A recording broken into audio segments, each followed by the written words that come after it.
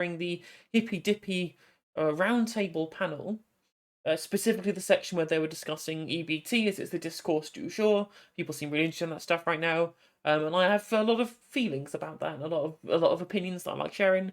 So we are definitely worth covering that. The other topics on the panel weren't really to my taste, so that's the one we're going to go with. And without further ado, let's get the show on the road. I got to cover the fall of it live, the publishing of their response, and them deleting it live. It was quite fun. Heem and Rhizome, two great creators, are involved. I would love if you guys went and checked that out. Very happy with the intro and everything on there. Produced by Lanuski, one of my new editors. Anyway, other than that, let's move on to the next topic, which is something that's been part of the Twitter discourse for a while now. Food stamps and EBT and hot food. There has been a heated discourse online started by internet heels like Doomer Media and others, who I hear is in negotiations for a Hippy Dippy contract, and others, about food stamps and EBT and hot food, and whether EBT should be allowed to be used to purchase food at Mickey D's. Are the chicken nuggets able to be purchased by food stamps? So I'm going to go around the room, ask everybody their opinion on this food stamp topic, and I'm going to start with Joe Lewis. Should food stamps and EBT be allowed to buy McDonald's and other fast food chains? Yeah, my explanation to where I'm going to get to is kind of long. So like Dylan's jawline, yeah, he really has perfected the Chad jawline.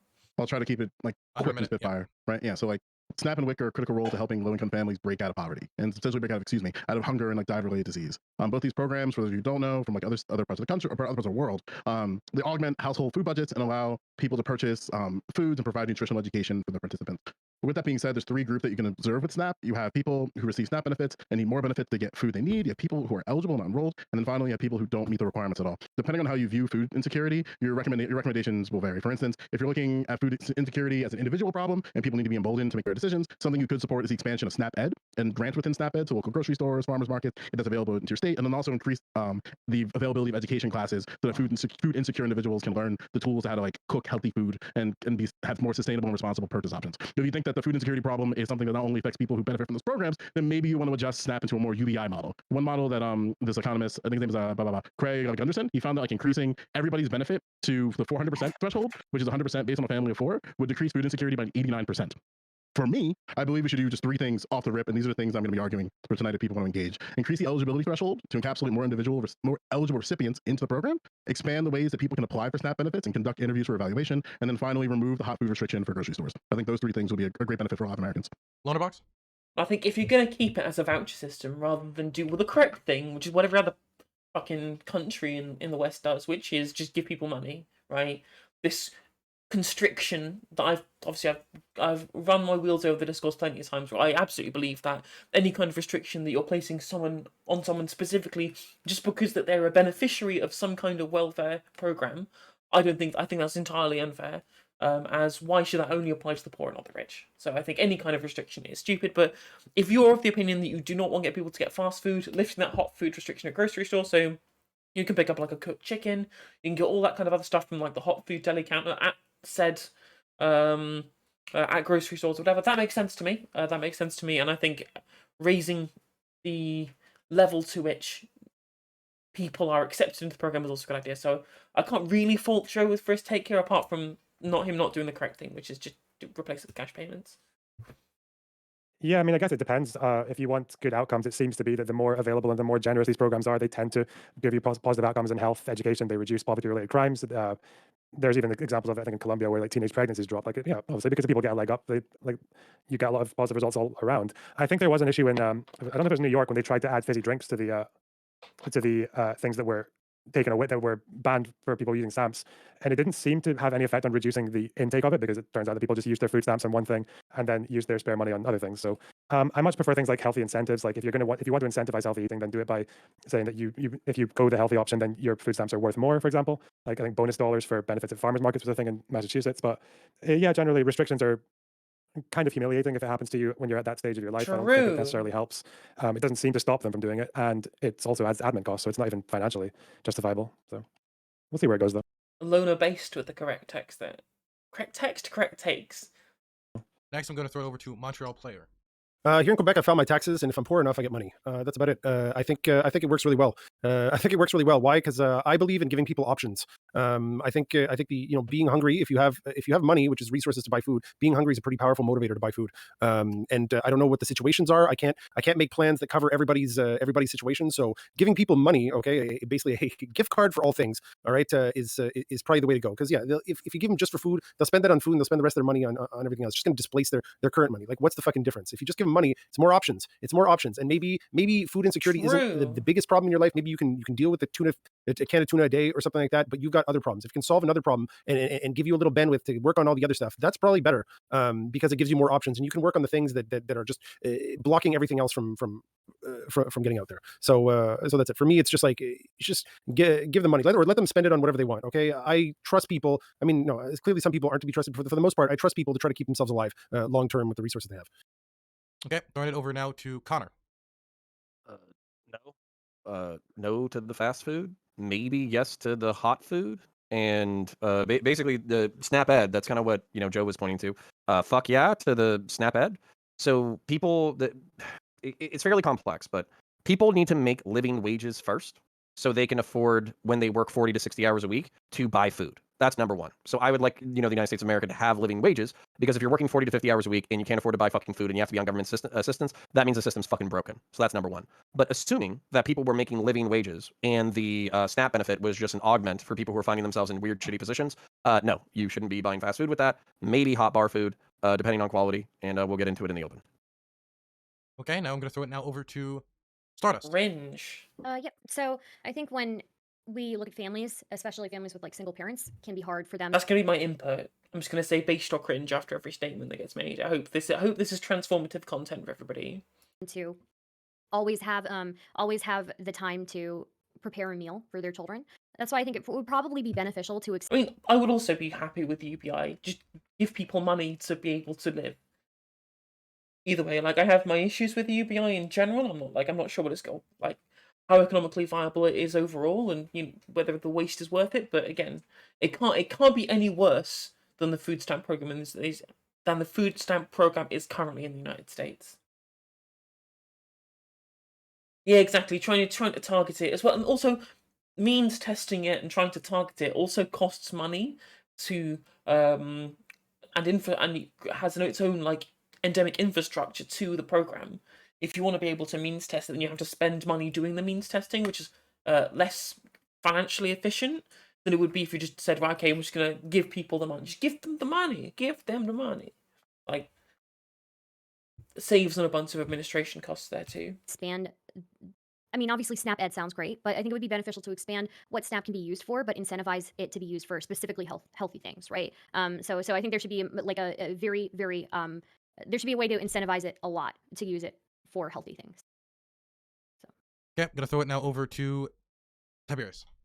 Cool. So Connor got about half of it, and the part that I want to underline is that the system is broken if people can't afford food. The United States has the lowest food costs in the world, unsubsidized bar none. And just to put it in perspective, we waste anywhere between 63 and 42% of our food every year, while exporting a absolute metric shit ton of it to the wider world. Well, yes, if people can't afford food in that situation, like, the system's broken. Here's the other thing. Like, as much as I want to just be like, oh yeah, EBTs, do this for that, it's not that I'm worried about fast food or that. I find that the entire conversation around EBTs is just screwy and misses the forest through the trees.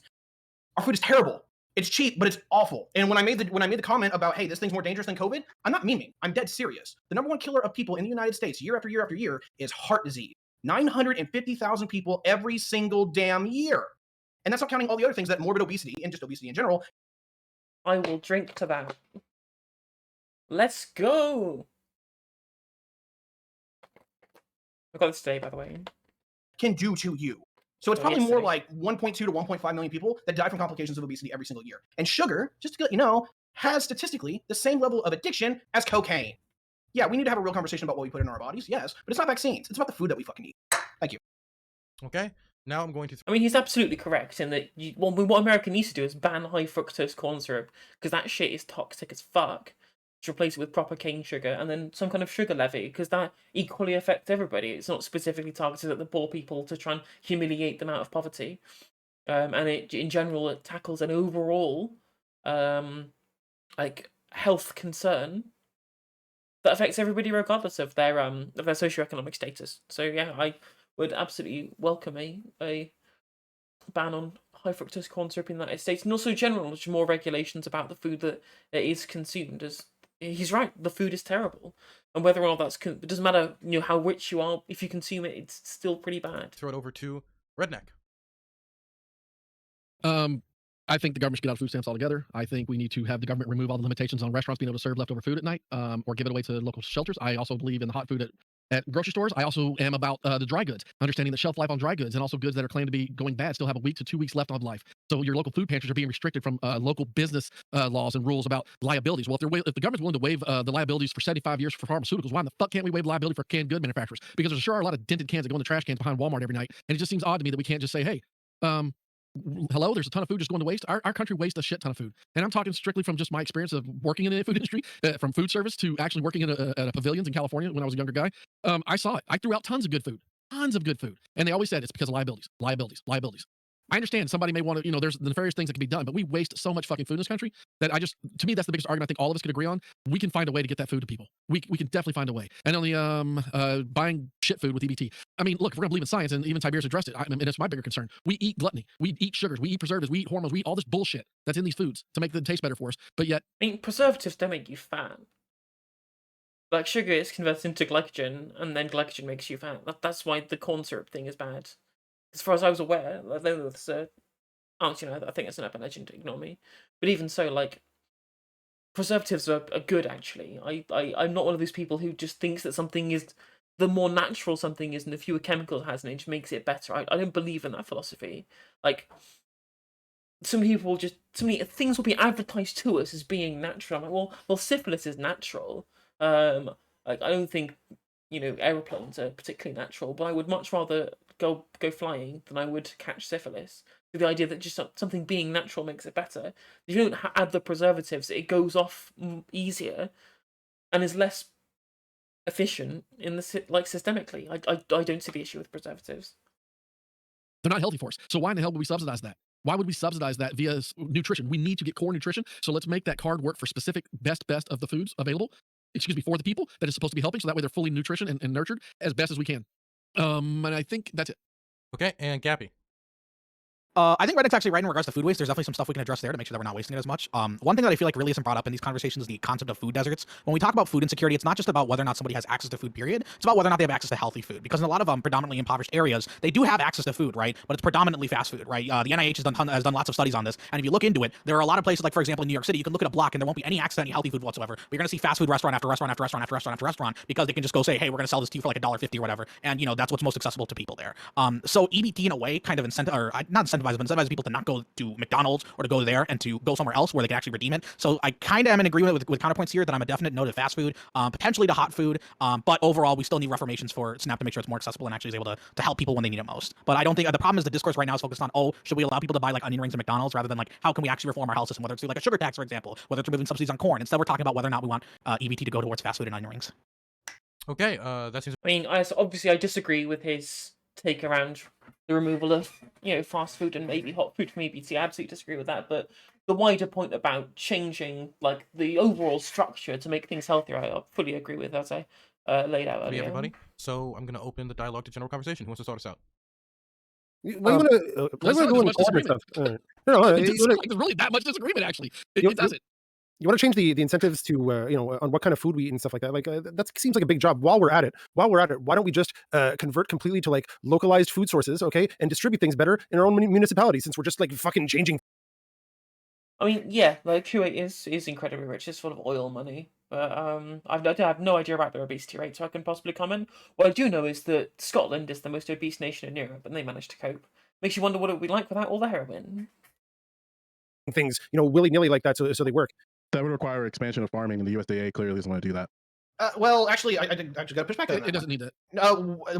To Monty's point, one of the big revolutions that might be coming in agriculture is hydroponics and agroponics, in a degree that you can grow the same amount of stuff for like you can grow 10 times what in the same amount of space with hydroponics. It's ridiculous. There is a place outside of Kentucky. It takes over 60 acres. It makes a place of 600 acres, and it grows all year round. like unironically, we might actually be getting to the next revolution in agriculture because everything else is going to be $1 million machine for the big scale stuff. Because my folks are in agriculture, I can talk about this all day. If you're going small scale, it looks like you're going to build up a 50-acre building. You're going to grow rows upon rows of stuff on multiple stories, and yeah, you're going to see it a lot more local. So that actually might very well keep down on the food waste because we're not shipping it across the country. Right, You have to right. have- We don't you have have to have economies some- of scale, and, So- and you can manage No, no, no, things no, no, no. more customized to the you can Oh. manage things more customized to the environment that they come from, right? And yeah, This is there gonna must be enough require- calories. There must be enough calories in a county to like feed the people in that county, even if there's a city in it. Yeah, I that's just gonna want to interject. I require think our food. still. No, go for it. It's fine. Go ahead, Joe. Sorry. Go ahead. Go, sir. Go. No, it's like they're still going to require council support and local support of that because one of the things about that you know chambers? that they're going. What's that? City chamber, the council, the city council. Yeah, like councils because they're going to fight to the death about the usage of space. Yeah. Like just as far as like even something as simple as increasing a ceiling to accommodate things, you can make the argument all you want. They're going to have less like surface space so people can still navigate, but they're still going to find a way to fuck you. Like Okay, but boomer I'm with it. side. I'm in support of it. I'm in support Yeah. of it. So for sure. so why I'm- aren't you? But again, So why aren't you in you're support gonna- of like COVID killing all the old people? Because then it would be like I'm boomer not side. All talking this. about- we're not City going to talk about council- COVID again. I'm not talking city about COVID. councils I'm talking open about up, farmers. you can get I'm more not talking stuff about COVID. passed, I'm you know? talking about farmers. I'm not talking about COVID. Okay, I'm look, talking about farmers because that's the I topic and the bounds of this part of the I conversation. think COVID. right? I So think the- COVID has exposed food shortages. I think COVID has exposed food needs. We're I not. think Let's COVID's not. allowed- We're not talking about COVID anymore. That's cool. My balls itch. Any more I got facts you. you're I'm trying to gonna- trying to circle it and like, get off of the COVID by using that word. I apologize. Okay. What I'm saying my is balls this: hot too. we've realized that we've started to order out a ton of food because of the Sure. situation at hand. So that created this need to bring up the conversation about food stamps because a lot of people don't have, like Gabby said, there is not an actual good place to eat within. I mean, I don't have one. I mean, I'm out in the sticks. It's going to take me 20 minutes to go get food unless I have it myself. Which then goes to Tiberius's point. I actually, you guys know I raise chickens or have raised chickens. Yeah, the food desert point is that's really interesting. Looking from the outside, obviously America is absolutely fucking huge, and in some areas, as like Redneck says, when you are out in the sticks, you can just be like miles away from anywhere where you can go and get food, and that does make things difficult. Which makes me very happy that I live in the UK, where literally even the tiniest of villages or towns will have a Tesco or an Asda or something like that. We'll be able to get food, proper grocery food on the cheap, very very easily and very very efficiently, and usually quite cheaply. Although the prices are skyrocketing at the moment, but must be even worse than America. And then in the creation of that, I started realizing I'm giving eggs away. So I'm able to give substance. I'm able to also give meat away if I do it under USDA rules. But how do I get away from that? If you do aquaponics, you can not only have trout or tilapia, but you can also have plants growing in like a 1 acre building and self-sustain you and pretty much about 40 to 50 people in your community. So I don't understand why our government doesn't incentivize these small shops that you see in the bigger cities where they have these little micro gardens. Why we can't institute new technology and help with. I mean, you're absolutely right, especially when you look at infrastructure. That it's just like a wasteland in a lot of places.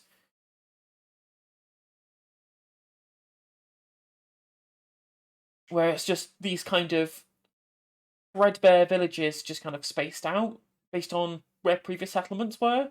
Unlike in the UK where there's just huge metropolitan centres that just kind of sprawl outwards, and that's basically where the only real settlements are in the UK, or like where 95% of people live in the UK is in those kind of city centres. And then or like suburban sprawl around city centres in general. Whereas in the United States it's a lot more kind of spaced out, especially if you look at like the South and the Midwest. With this food shortage Because and these issues. It's the same Because they problem don't that we care. see. Yeah. It's the same problem we see in Jersey right now. Like we're literally like basically like trying to see how far a 2-inch dick can go up somebody else's asshole over weed legislation. And the argument's all about cultivation. Like that's the one reason why. And like one of the things that I'm worried about in terms of weed convulsion. I just lost my word.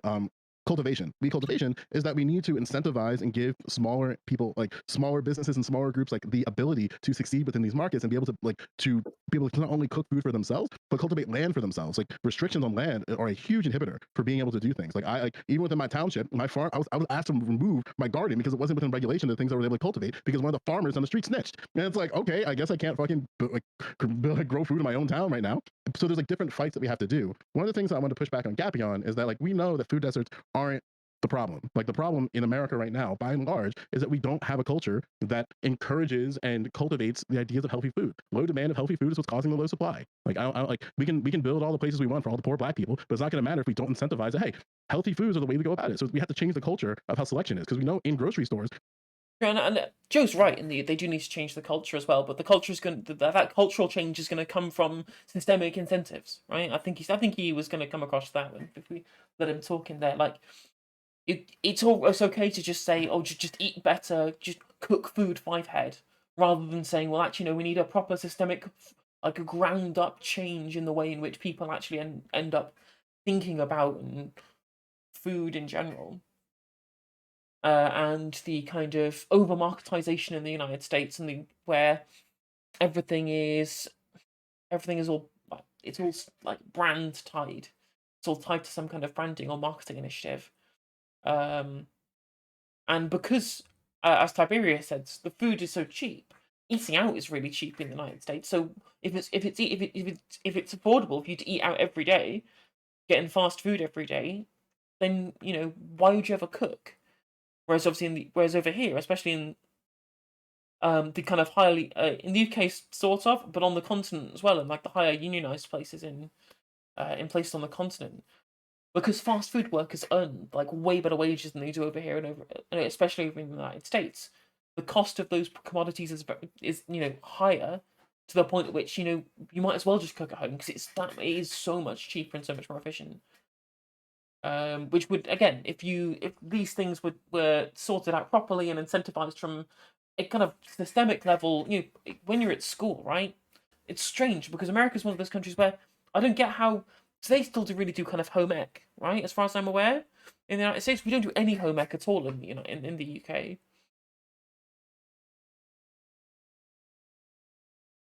Yeah, I think that's true, Nova. We have a wide variety of things that we can do, and grocery stores clearly know what we want, and they give what we want. Well, the sugar farmer has. Okay, is your name Dippy? Okay, we're throwing it You're not towards gonna me on that, We're throwing it towards Gappy. has literally No, made stop, it. stop, have made stop. I support the sugar Stop, tax. both of Next. you stop. Don't care. Gappy. Okay. To address it, I think there definitely is a cultural issue, or like just an educational / cultural element of like making sure people just do decide to make those healthy choices. You are right that grocery stores buy and pick what sells the best, and they're picking what sells the best, right? That doesn't change the fact that I don't think we should be making food stamps by any means go towards.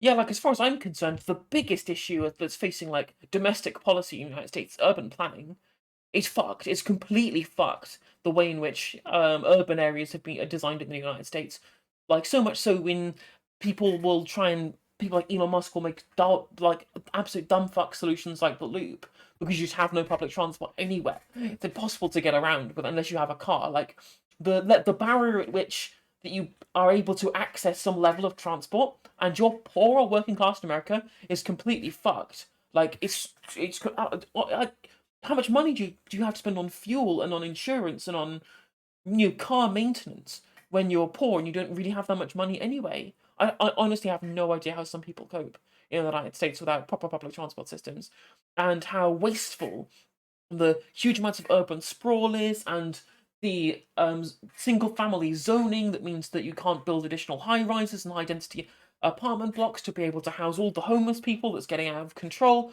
Like, the urban planning, like, it's a problem in the United States is just overwhelming. And it's so many other issues are just tied back to it as well. So many issues and it's just end up tying back to urban planning. So, for example, something like climate change, for example, is all driven by oil prices, like the oil consumption and fossil fuel consumption, which is driven by obviously all the single family homes take more money to heat. You have to drive your car to them. All these large space, or if it's not large money to heat, lots of money to heat if you're in the north, it's loads of money to cool if you're in the south as well, because these are incredibly large open plan areas that require huge amounts of electricity to be able to light. And then you deal loads of ecological damage by having all these huge massive lawns and things like that everywhere. And then everyone has to own a car to be able to traverse these suburban areas too. It's so poorly designed. And it's going to be the real point of contention moving forward. Like, I'm glad the infrastructure bill passed because that needed to happen, but it's so fundamentally broken from the initial planning stage. I don't know how even easy it would be to fix at that point. Fast food or like certain hot foods that might be unhealthy, right? I don't think we should incentivize that more. Well, I don't think we should exacerbate. Would you support the purchase of fast food for the disabled, elderly, and homeless? No. With SNAP or EBT or with what? With SNAP. With SNAP? No, I probably wouldn't. The crazy part is it's like such a young country as well. Like, it's like these things were built very recently in kind of long terms, whereas in places in Europe, these are cities that are built off of things from like BC. Like London as a city has existed for thousands of years, like multiple millennia. There's been a London in the United Kingdom, yet it managed to be planned properly. Yet the United States, as an incredibly young country when these cities were built, it's still built poorly. I guess it was part of that kind of era of planning. but it is what it is. But it also grew so quickly and it spread so wide. It's gonna be. That's not something you can just roll back overnight, is it? Why? I think that as a government, I mean, I think the government does have an obligation to protect public health, and if they have a way to prevent that incentivization by just providing other options, that would be great, right? Now, the problem is they have to make sure those other options are actually accessible to people. So what exactly would be the other options for somebody who is disabled and can't cook for themselves and doesn't have the family infrastructure to cook? What? Meals on It's a Wheels good currently what they question. have. It's a good Meals on It's Wheels. not SNAP. Meals on Wheels is not SNAP. It's a Yeah. local initiative. Okay. But I'm That, saying that's there's my no- main. Like, how on earth is America ever going to get to the point where it can help solve the climate crisis, of which it is one of the primary, like, the one of the countries that is most to blame for this issue, right? How on earth are they going to control their climate change issue from kind of base principles if people can't do anything other than drive everywhere? Like, how on earth are they going to do that? If you need to build trains, you need to build trains now. Simple. Concern. What Joe is bringing up is one of my main concerns. Maybe I've watched too much Adam something. Right, we've got like people who are disabled. We've got people who are single parents who don't have like this support of other family members to help assist them. I think it should be available to people who really need it, but we need to find a way to incentivize the healthy options. Can I ask This is Joe? why- I think there's other ways. Wait, Wait, if I can respond to yeah, this. wait, Making it sure, was, so wait, sure. stop. It was directed towards Cappy. I want to make sure he's the one. I think most people can find the time to cook for like our cook or meal plan or give those like like the 10 to 20 minutes. Even if you're working like 60 to 80 hours a week, you're probably still going to be able to do it. I think the percentage of people who are actually being affected in that specific scenario are so niche. There are still other meals that can be made and other foods that you can get even if you're not able to cook. But I think that percentage is so small that I'm not sure why we're trying to bring that up as some sort of like gotcha here. Well, And the reason why I it's a bring it up factor, is Joe. because God damn it, dude. Please. Listen, like I know more about this, so I'm gonna fucking flex on this topic. RMP for is it. already a thing. Like the restaurant meals program is already a thing that directly and explicitly states if you are disabled, elderly, or homeless, you can qualify to purchase food from qualified restaurants that are SNAP approved, and they get that on a commensurate rate. So it's reduced for those individuals. This is already implemented, I think, in 6 states at this point. And now you're saying you don't support that. So I really want to drill down to exactly why you believe that, because right now states are already looking into expanding this. God damn it, guys. I think we can incentivize other options, but I think we can incentivize other options. We shouldn't exacerbate the current issue. Cappy, come on, And I think Well, yeah, absolutely, Nova. Absolutely. Like, the US is already one of the biggest polluters in the world, and yet so much of that is also not counting the fact that the incredibly high amount of consumption in the United States and in the imperial, in the imperial core in general, but most notably in the United States and somewhat in the UK as well. So much of this consumption is based upon production lines from places in the imperial periphery. So places like India and Bangladesh and Indonesia and Taiwan, all these places or in the Philippines, where we export a lot of our CO2 production to keep these factories churning out the goods that then we use and discard in 5 minutes, right? Like, have you seen the fast fashion desert in Chile? Whereas literally there's a desert which has had like hundreds of thousands of dumped pieces of fast fashion that nobody wanted. It's crazy. So there's a book about it that I really need to read. It's called Value Chains by Intan Sawandi, talking about imperialist exploitation and the way in which it generates value for the West. I need to read that. Apparently, it's really good. Oh, and let me find a picture of it. Chile fast fashion dump.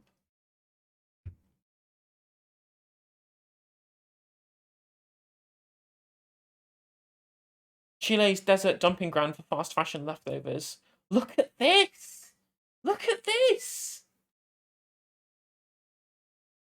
It's just like crazy dystopia. How many items is it? 59,000 tons of clothing just dumped in Chile. And obviously plenty of energy was expended to create this and then ship it to the imperial core from whatever sweatshop was made in Bangladesh or whatever. Nightmare. I thing know, is, I know you're Cappy- smarter than this. You gotta articulate the options. You gotta articulate them. yeah, I mean, What are the other options for the disabled, what elderly, and percentage homeless? of people do you think actually go? Well, What make a percentage fucking of people exception use for that that. Just answer program the in question, lieu of Gabby. SNAP? Just please No, answer because the I'm wondering because we're creating I We wonder have a what booming elderly That's population. true. That people are living longer than ever, right? And as a result of that, we are going to have more people who are disabled who need those types of services. Okay, hold the fuck up. Okay, I want But to to jump the in. Joe, extent- Joe, wait, Hutch, before- Cappy, fuck, well, man. Is this a hippy dippy or do I have to fucking raise my goddamn hand? Well, it's a Is it any surprise that the last election was between a socialist and a fascist? Because they did have so many problems in Chile that it's always one or the other.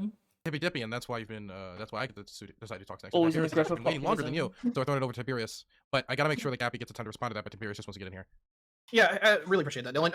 Okay, so I just want to address this with Joe, because Joe, you do know what you're talking about. And the one thing I want to push a little bit back on is what you're talking about, like the resistance to the agriculture community. Look, I get it. It's a $130 billion industry. It's got some muscle to flex. But I'm gonna be honest, at least from what I'm seeing, and I actually have the inside view, this bitch is about to break sooner or later from all the things that are going against. So, agree, yeah. like, here's the thing. I'm scared because this is how my folks make their living. I would be, if I took on the family business, I would be a 7th-generation farmer. I just don't like it enough. My brother did.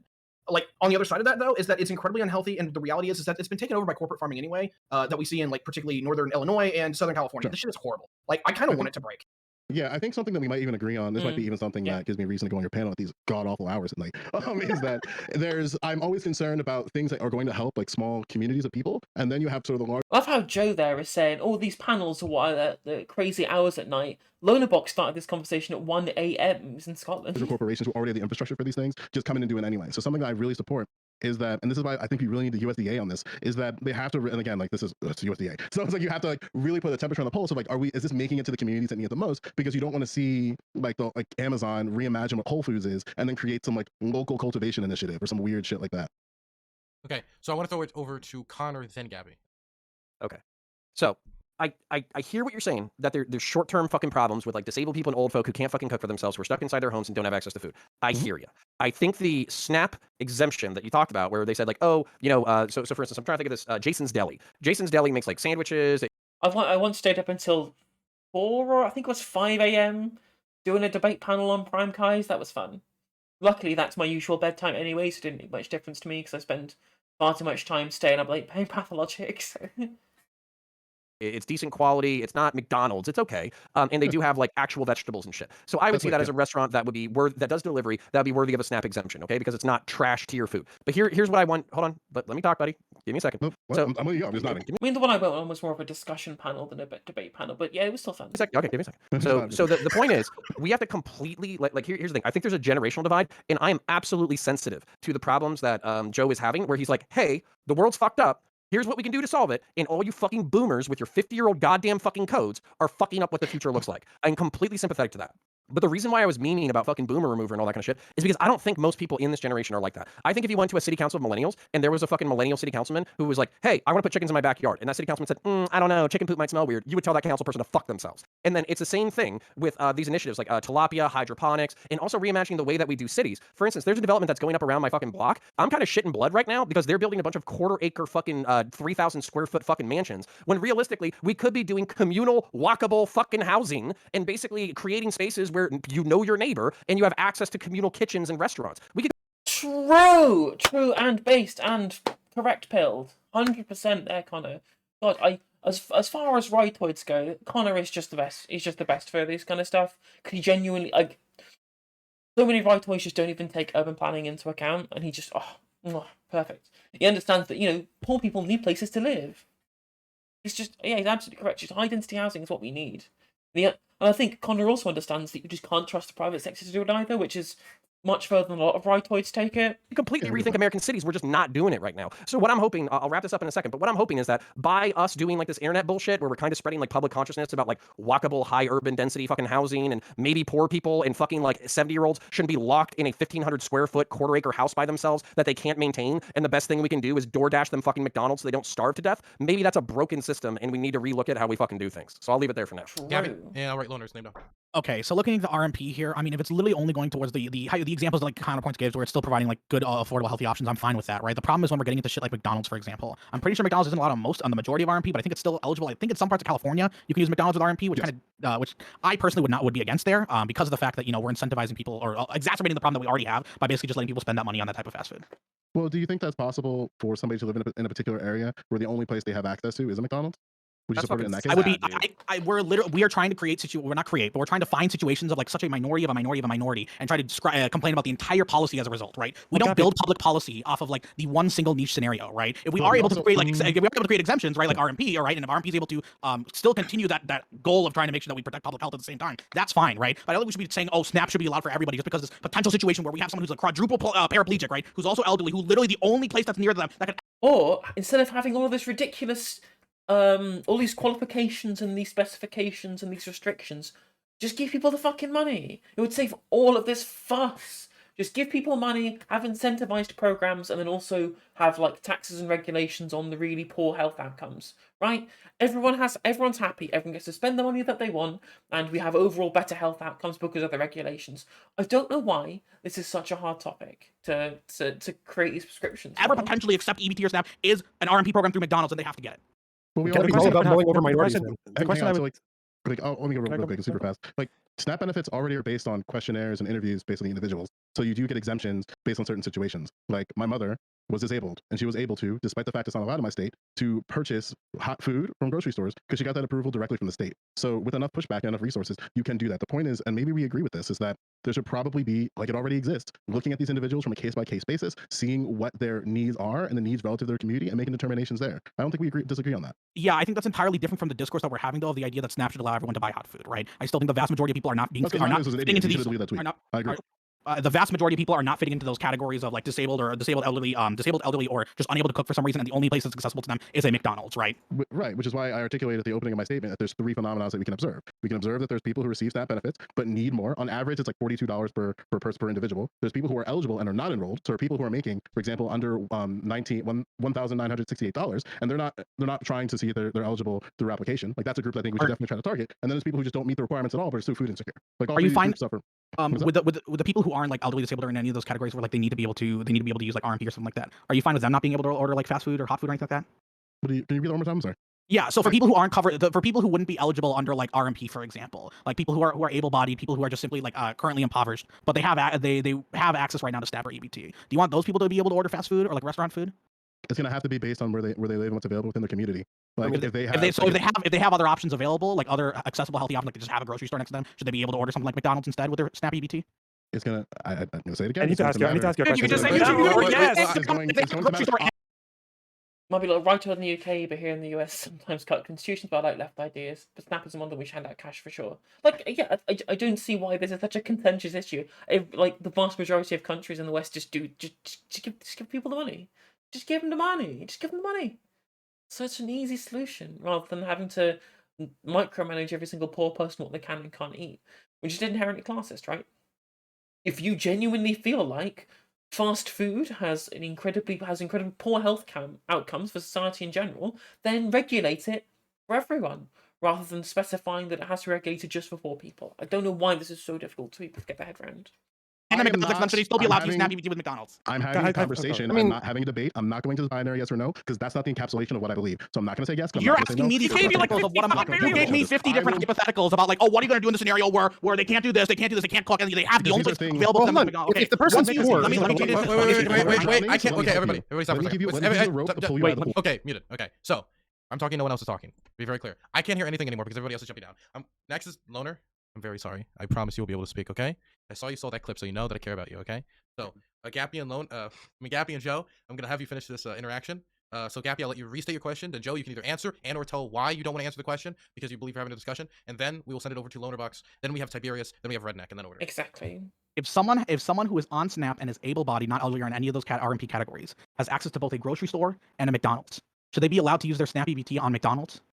That would be a determination, but they could determine within the interview, and that is the answer that I will give you. I will not give you a yes or no. So we can move on from this. Okay. All right. Thanks for weaseling. Yeah, I just Loner? really wanted to. Okay, I really want to know because as soon as this Twitter discourse started, I was thinking about this a bit earlier, and I could find no evidence that restrictions in SNAP actually change the consumption patterns of people on them. There's been like quite a few studies where they take thousands of people either on SNAP or on just like whatever it is, like cash transfers and things like that, and there doesn't seem to be any difference in what they actually purchase because obviously SNAP isn't the only thing you can get food with. People who get SNAP still have money, and it seems to be the case that they use that money they have left over to buy the things that they weren't allowed to get on SNAP anyway. Unless anyone has any evidence that restrictions on SNAP actually restrict the consumptions of those foods. Yeah, if Anyone? Why do you care? No, because I care about outcomes. I don't see why you would restrict something if it's not going to change because you have to pay admin costs for restrictions. Because if you're talking about like social promotion of a behavior, then the state has an interest in not promoting negative social behaviors. Like, and also by the way, But giving people the opportunity isn't the same as promotion.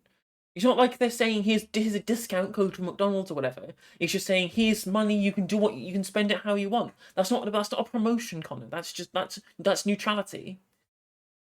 this is like super fucking simple for me. So why? And if anything, it probably has the opposite, where if you're trying specifically to disincentivize it, means people are more likely to then go out and spend whatever money they do have from any kind of other source.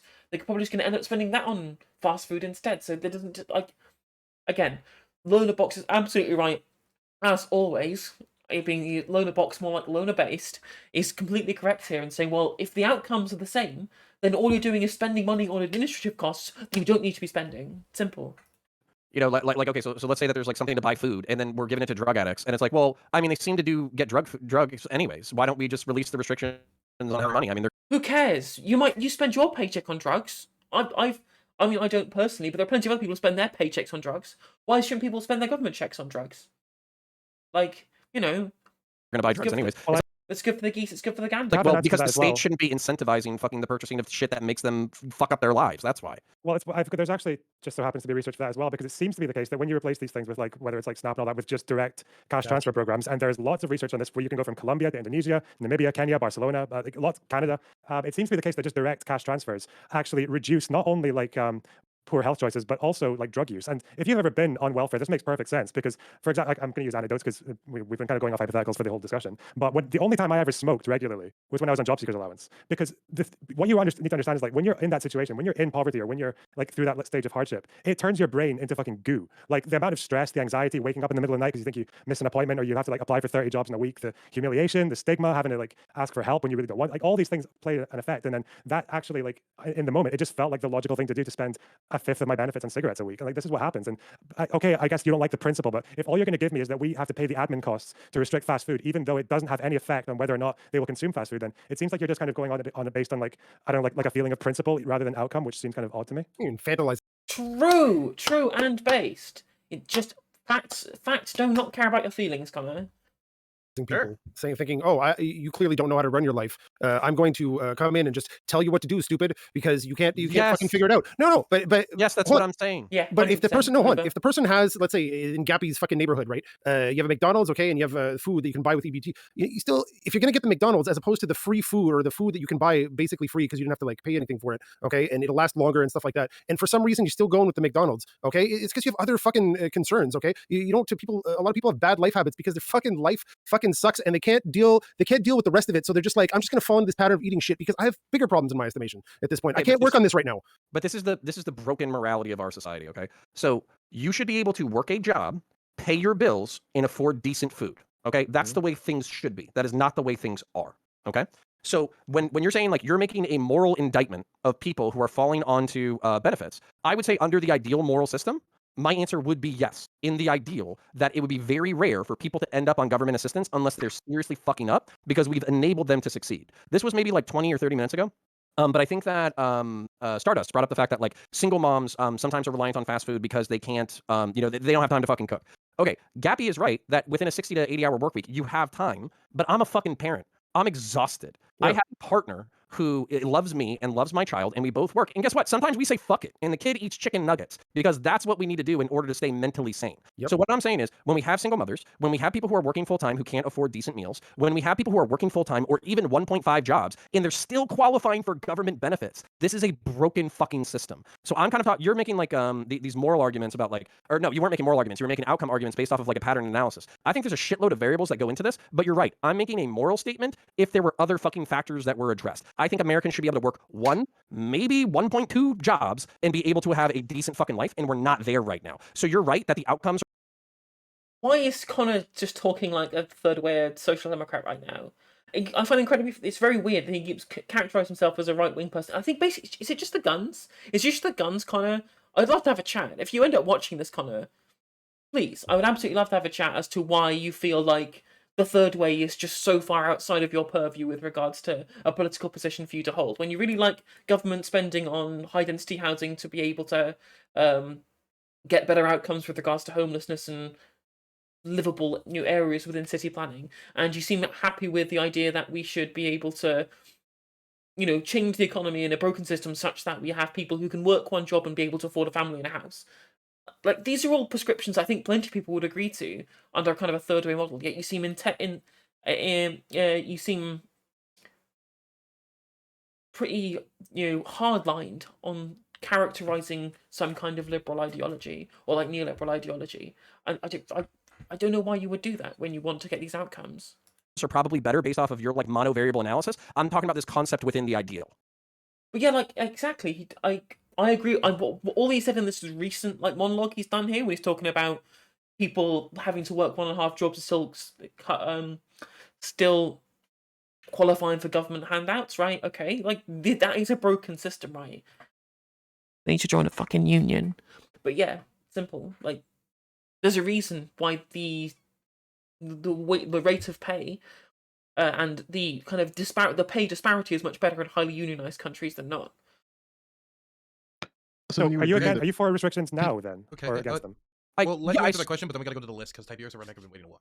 Yeah, I still would be, but I would also be for solving the other variables that I'm talking about. I don't think the conservative movement in the United States of America should mean fuck any social progressivism and also anarcho-capitalism. I hate that is modern conservative American politics, and I want So to just change that. so just really quickly then. So, but you said that you've even given me this example of you being an exhausted parent who sometimes, sometimes actually getting chicken nuggets for you and your kids is actually the right thing to do because you don't have time, you're tired, etc. Oh, it's not the right thing to do. Well, in the moment, it's like it's the thing that it's like it makes sense. I'm gonna do And it. It's yeah, either so that I'm or just the dishes wondering, are like, getting if you've over in got someone's head. so if you've got like a family that's on food stamps and they maybe have had one of those weeks where they're at the end of the day and they're exhausted and everything, like all the shops are closed within walking distance, or whatever, and they can't go further, but they can't use their food stamps on fast food because of what exactly? I don't get it. Okay, so the moral indictment here is that if you're reliant on the government for assistance, and let's say all the other variables that we were talking about were actually there, where working a single job, you could actually support yourself and a partner and maybe 1 or 2 kids, especially if both partners were working or one partner was working and one was working a part-time job. If that was the economic strata that we're in, but you're breaking the mold of that like social prescription that's being imposed upon you by economics. If you are reliant upon the external entity for your survival, then yes, you should have a higher threshold of behavior where you have to do food prep, you have to cook groceries, you have to fucking take care of your shit so you can fucking get on the right fucking path. And by the way, here's the other thing about it. Some of this shit is some of this shit is based on, well, this is the variable that I was going to address, is straight ignorance. It's straight ignorance. When I was a 19-year-old person, I got fast food not because I basically it was good for me or anything. It was because of convenience. And it was because of ignorance. I did not know how to cook myself decent meals. So I didn't, and I suffered as a result. So what I would say is, if you solve the economic issues that I brought up, and you solve the educational issues that we brought up, where people actually know how to fucking cook for themselves, then absolutely I think it's perfectly acceptable to impose this moral intuition on them. Okay, I think we can maybe take this from like a slightly different angle. And like just like let's say like a basic psychology example. So I'm guessing, do you know like the difference between like positive and negative reinforcement? Like Yes. teaching through punishment versus Quick question, Nova, because I really don't know about this kind of cultural thing in the United States. Do people grow their own veg? People grow their own vegetables in the United States, right? In the UK, we did that for like decades, generations, right? And then in kind of a post-globalism world, none of us do. We either pick it up at the supermarket, or we get our fruit and veg imported in from fucking Tunisia or Morocco or whatever, or Spain or whatever. We used to either have your own house with your own garden where you grew your veg, or you had if you were in a kind of dense urban area, you had your own allotment where you grow your own veg, and that's what you do. Like my grandparents, when my parents when they were growing up, they just had veg out of the garden if they were going to have a Christmas dinner or whatever. It'd all be stuff that they'd grown themselves. Is that a culture? Has that ever been a kind of cultural thing in the United States? Because the change to the way in which we live at the moment in the UK, where there are no allotments, and everyone lives in rental accommodation rather than the house they own themselves, so they don't have the area with which that they could theoretically go and garden themselves. It's all shared accommodation. They have no specific place that they can use themselves to be able to grow their own veg.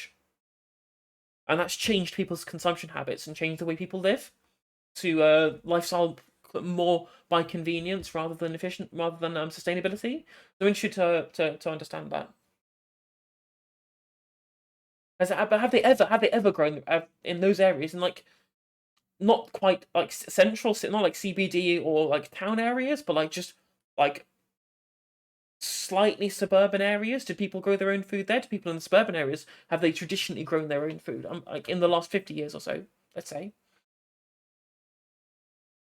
Okay, so maybe is it those general changes came along at the same time? So that's one of the things I find that has changed a lot, that has affected people's eating patterns. Which find it strange because we could just go to the supermarket and buy fruit and veg, but why wouldn't you? And you have the convenience of being able to buy a ready meal or fast food or microwave pizza or whatever. All these kind of things that change our eating habits, kind of like subliminally. It's my girlfriend, but one of my girlfriends grows her own veg. And I wish I had the space with which to do myself, but unfortunately we have a very small garden. Or luckily I do actually own my own home, so if I wanted to garden in my actually go out and garden, I could if I wanted, but interesting. It's interesting to think about. As reward, yeah. So I think that's the idea then, because that's why like there has been success in positive reinforcement by saying that like your food stamp is worth more in a farmer's market than it is in a fast food place. That actually does produce good outcomes, but that's why I'm just wondering like the negative reinforcement is like I just don't understand like what it's Dylan, based on. this will be my last point, and I'll shut up so I can see the floor or whatever. Yeah, if you want to make people have access to fast food and you want to make their point system worth like a quarter less with fast food versus like, you know, fucking double points for fucking better food, then yeah, sure. But it's literally got to be like a fucking tax on that ass where you can't fucking survive off of just McDonald's the entire month. So you are just kind of like morally bound to the tough love kind of approach, aren't you? Yes, I am. Regardless of whether it helps or not. Well, I think there's plenty of other things we can solve, and I'll keep my word and shut up. I like you. Okay, I'll throw it over to Tiberius and then Redneck and Gappy. Sadly, it'll just be an open-ended statement because we have to wrap this topic up. Okay. Yeah, so I've got two things. The first thing is, Connor, I love that we can be on the same panel to back each other up because we're good buddies like that, but fuck you, stop stealing 90% of what I gotta say. On the other side of that, there is a conversation about what we should do regarding, like, I want to have a conversation about what we should find as the acceptable standard, right? Because the big things that I think that you should be able to afford out of the gate, otherwise you kind of be seen as a failure, you should be able to pay your mortgage or your housing bill, whatever it's your rent, what have you, should be able to pay for food, and you should be able to pay for utilities. If you're not doing that, like, don't get me wrong, systems can be screwed up, but I feel like that's more of an indictment on you than it is the system. However, we've been talking about how much the system's kind of screwed up too. That's kind of the whole conversation of this. That's the bare minimum. I will literally go 100% behind pre-K through post-grad education. I will literally do socialized healthcare. But when people are like, oh yeah, we got to make sure that everyone's fed and they can't do it, I'm like, fuck. I think somebody goofed. So at least on that one, like, I want to have a conversation on the outlines of what we expect people to actually take care of themselves. Redneck's up. Yeah, it's your turn, Redneck. So y'all might want to hit the record button because this is going to be a little bit long-winded, but it's because I don't really want to talk about the EBT program or what procedures, policies. I want us to actually just step back and pull ourselves out of it for a second and address the global and down to the local issue. This is something that we can fix, as we've all said. We all have our own little ideas about how we can help, like with aquaponics, hydroponics, micro gardens, you know, all of these programs that the government can help facilitate. Truly facilitate to feed consumers. But we also don't look at the businesses themselves. We have created a culture in America, just as Connor said. It's like he goes to McDonald's because he wants to. And just like Lonerbox, I have to commend you for admitting that during that time of stress, you said, fuck it, I'm gonna get some cigarettes. Wholeheartedly understood, agreed with the personal anecdote that you gave. I applaud you for being honest about it. And I think that those of us that have been there understand, and I'm not sitting here going to say that I don't want a program to feed people that not exist. But I do want to say we have a lot of gluttony in our programs that do exist. Corporations are like Amazon can ship to your fucking house groceries. So if that's the case, then why does the government not create a subsidized program or have a program that will take this funding and create an Amazon, aka for all the extra Walmart food and all the extra Amazon food or the dented fucking can or whatever it is, the consumable that's still good but doesn't or can't meet a sales standard? We would still have plenty of food that could be boxed and shipped directly to a person's home. That would include the disabled. We could have air fryers. All of these gluttony of products we fucking have on Amazon could easily, by Mr. Jeff Bezos, be subsidized by our government with the foods or EBT programs to put all of these people that qualify at X mark to get all of these things and to continually get a good Weight Watchers type of program that has constantly good food shipped directly to their door through technology. I don't necessarily disagree with that. There's a really good app in the UK, I'm not sure if you've got it in the US, called Too Good To Go, which restaurants in places that sell food in your area will show up on the app as saying, we've got food we're going to throw away, here it is for rock bottom prices. I think that's a pretty good thing. If you just use that app, or a charity use that app to be able to buy that cheap food and then distribute it, that might work, but...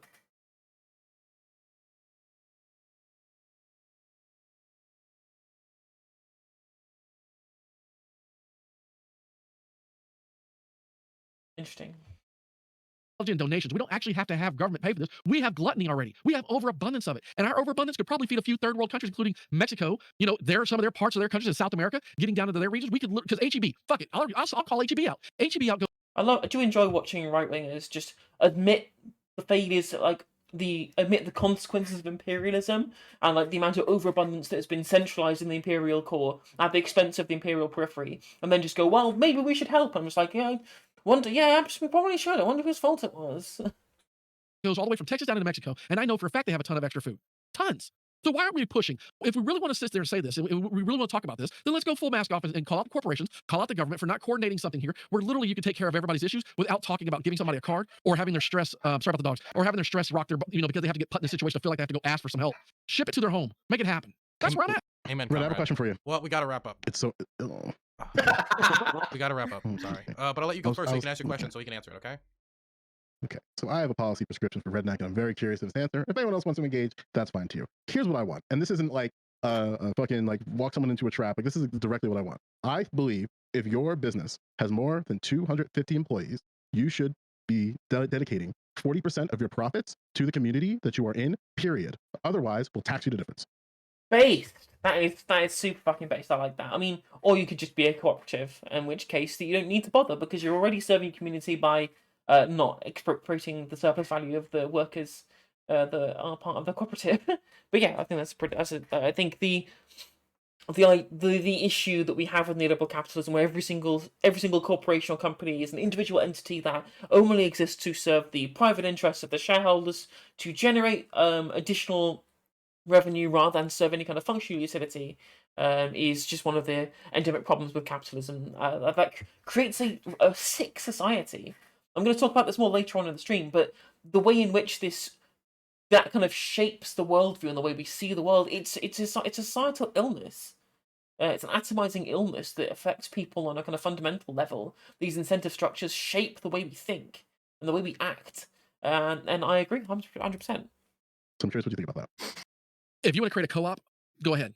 I think the government should wholeheartedly allow. I think I heard who was it that I don't even say the dude's name. I heard him discussing co-ops about one of the debates back in the day. And in America, you can set up a co-op that does exactly that, where you can have a collective of multiple companies. And understand, I mean, I've joked and told about raising chickens, but I want to do that too. I want to create something for my local region in northern Wisconsin because we have rural America, and there's no place to give. Like I was being told I couldn't give more eggs.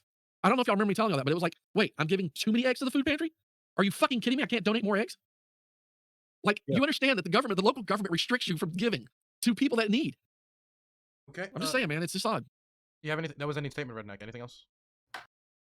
Oh, okay. Let's throw it over to Gappy. I mean, we have a big chain just called the Co-op in the UK. It's not a worker co-op or anything like that, but there's an AGM with all the workers who get to take part of that. There's another chain called John Lewis who run a set of supermarkets called Waitrose, and they're technically a cooperative where the employees are technically partners. They all get a dividend at the end of each financial year that's a share of the overall profits of the company. So there's plenty of good ethical places to shop if you wanted to.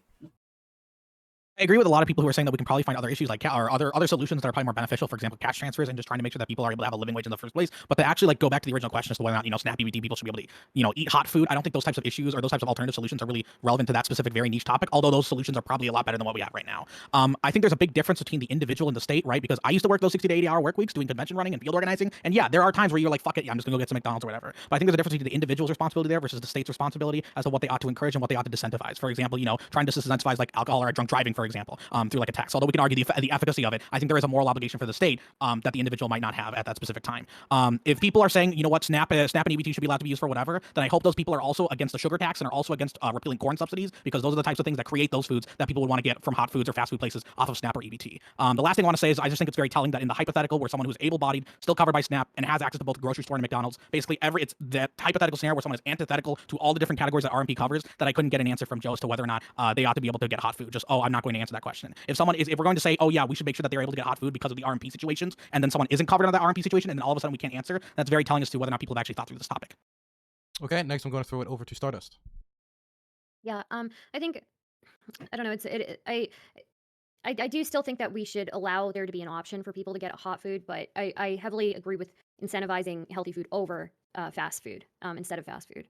It's just like we were talking about with people who are disabled, they're going to need it. And I will say that this particular panel was far more productive than the Hippy Dippy usually is, and was certainly far more productive than the Rumble that I participated in, and also the conversation between Dr. Heem and Duma Media. It's definitely the most productive set of these discourses that I've seen so far, which is good, which is an improvement. Like Connor points is saying, there are going to be nights where a parent just doesn't have the energy, especially if they're working a lot and they're a single parent.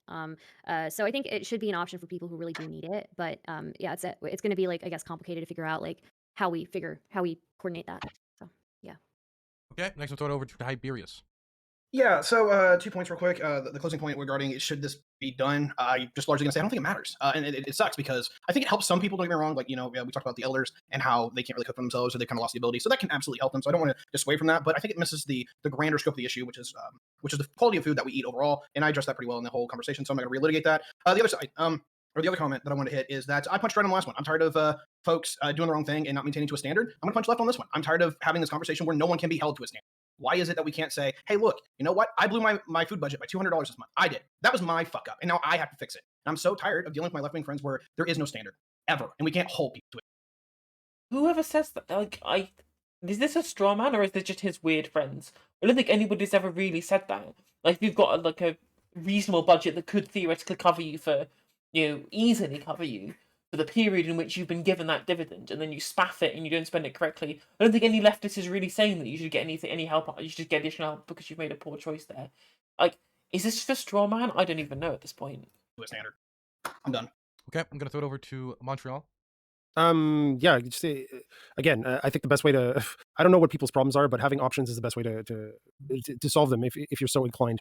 The thing that gives people most options is cash. I mean, look, if it's just going to displace your food spending anyways, it's just like cash with an extra step.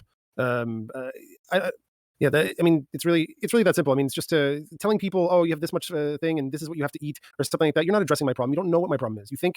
I mean, if I'm this person, right? You think, I guess I'm too stupid to understand like eating, and you have to start making decisions for me. You know what? There's no real version of Canadian food stamps or something. But at one point, I got tickets to buy certain food. At one point, I knocked up my girlfriend when we were in our very early 20s. Okay, and we were poor, trying to run around with this kid, getting it fed, and there were some government assistance programs, local donations. Redneck, you might like this.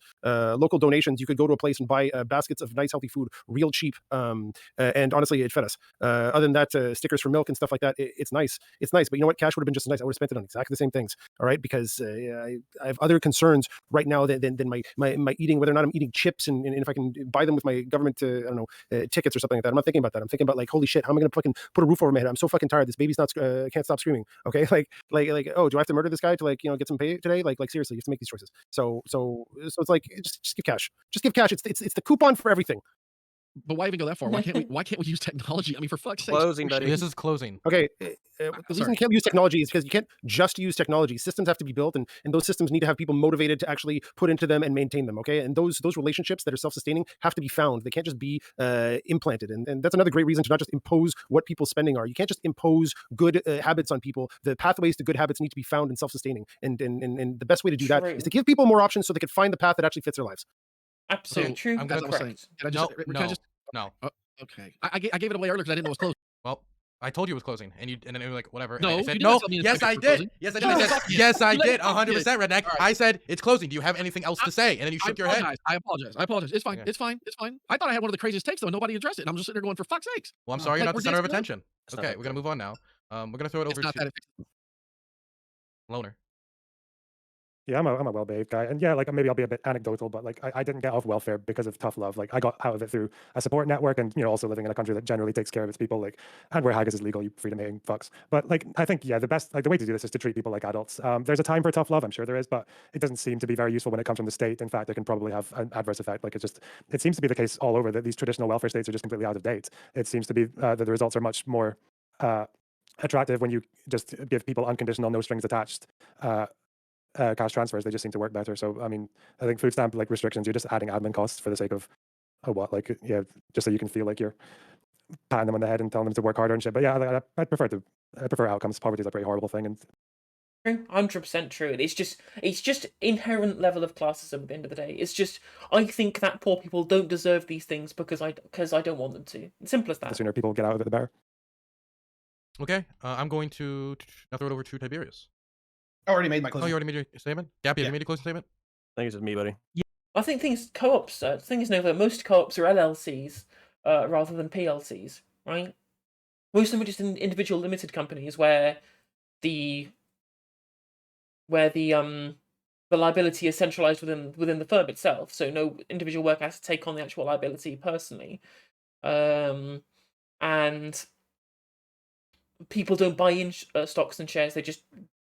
They get to decide where the profits go and how much of it gets spent, how much of it gets reinvested, how much of it gets passed down as dividends to the workers, and that I think that's fine. Like I think that's a reasonable system. Yeah, I did. Oh, sadly, okay. This is you, Connor. Yeah, so if you could, I don't think this thing exists because you did like a multivariate analysis, Loanerbox, that would require a lot more things to bore down into rather than just like cash transfers have benefits for everybody, this, that, the other. If it could be proven from a utilitarian standpoint that cash transfers to poor folk who need assistance with food or whatever literally like is cheaper than the administrative cost to make sure that they make good choices, I'm fucking down. Fuck it. Let's be results oriented, all right? Let's throw some gas on the fire and maybe the fire will burn for less time. But the thing about it is, I'm actually more keen. So, for instance, like if this incentivized a problem, whether that was like shitty public health outcomes or shitty family outcomes, I'm not just looking for a single problem with a single solution. I'm trying to look at a cohesive and healthy society. So, if that wasn't the case, where administrative costs exceeded, the cost that it goes to society, then I'm perfectly okay with the other suggestion that you made, which is fast food or hot food is available to people who are on EBT or SNAP, but at the same time, there's a penalty. So your dollar goes twice as far with healthy options. Your dollar goes half as far with fast food. You're literally telling people within an economy that you are making choices that affect your future. If you fuck off and you spend your entire budget on really, really, really tasty dog shit, you're going to be broke a week before fucking payday and you're going to be fucked over. Whereas if you get the healthy options, not only are you going to feel better, not only is your life That's going to be fair. better, not only are you going to be able to provide for your family better, then you'll be able to basically get your shit together and make every dollar stretch until the next fucking payday. So you're basically incentivizing positive behavior for that. I think carrots and sticks work simultaneously. And finally, to basically Stardust's point, if there's a night where working class families or single mothers are like, fuck it, if I have to buy groceries and cook a fucking meal for the screaming child, I'm gonna lose it. Then they have the ability to make a choice in order to buy fucking chicken nuggets that night and survive and maintain their mental sanity. So I think I'm a policy fucking genius, and I can't wait for the federal government to give me a call so we can start implementing my vision. Okay, now we're gonna go into the last topic of the night, and I just want to say to chat. Yes, I saw that. Well, that was, as I said before, I think that was the most productive I have seen the EBT discourse from any of the panels or debates or discussions that have happened on Twitch politics in the last kind of week or so. Definitely far more constructive than anything that happened on Twitter.